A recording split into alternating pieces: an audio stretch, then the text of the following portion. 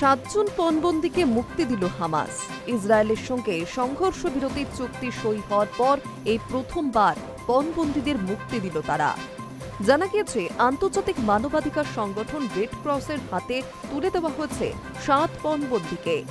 প্রথম দফায় আরও 13 জন পণবন্দীকে ফিরিয়ে দেবে হামাস। তার পরিবর্তে 1900 প্যালেস্টাইনীয়কে জেল থেকে মুক্তি দেবে ইসরায়েল। 2 বছর পর পণবন্দীদের মুক্তির খবর পেয়ে উৎসবে মেতেছে গোটা ইসরায়েল। জানা গিয়েছে, ইতান মোর, গালি বারমান, জিভ বারমান, মাতান আংরিৎস, ওমরি মিরান, গিলবোয়া দালাল এবং আলন আহিলকে প্রথম দফায় মুক্তি দিয়েছে হামাস। 2023 সালের 7 অক্টোবর তাদের পণবন্দী করেছিল প্যালেস্টাইনীয় জঙ্গি গোষ্ঠী। দীর্ঘ 2 বছর পর অবশেষে তারা মুক্তি পাচ্ছেন। গোপন ডেরা থেকে রেড ক্রসের হাতে তুলে দেওয়া হয় 7 পণবন্দীকে। সেখান থেকে ইসরায়েলের সামরিক বাহিনীর হাতে তুলে দেওয়া হবে তাদের। সামরিক বাহিনীর সঙ্গে সীমান্ত পেরিয়ে এসে নিজেদের পরিবার পরিজনের সঙ্গে দেখা করবেন 7 পণবন্দী।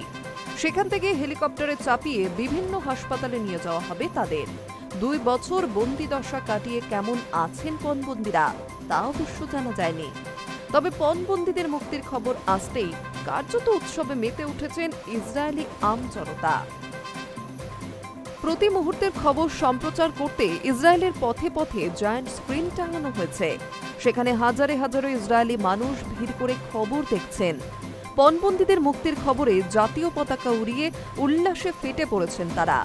জানা গিয়েছে, প্রত্যেক পণবন্দীর জন্য নিজেদের হাতে লেখা চিঠি দেবেন ইসরায়েলের প্রধানমন্ত্রী বেঞ্জামিন নেতানিয়াহু এবং তার স্ত্রী সারা।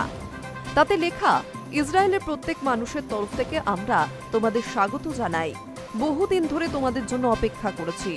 এছাড়াও প্রত্যেক পণবন্দীকে উপহার হিসেবে জামাকাপড়, ল্যাপটপ, ফোন, ট্যাবলেট দেওয়া হবে।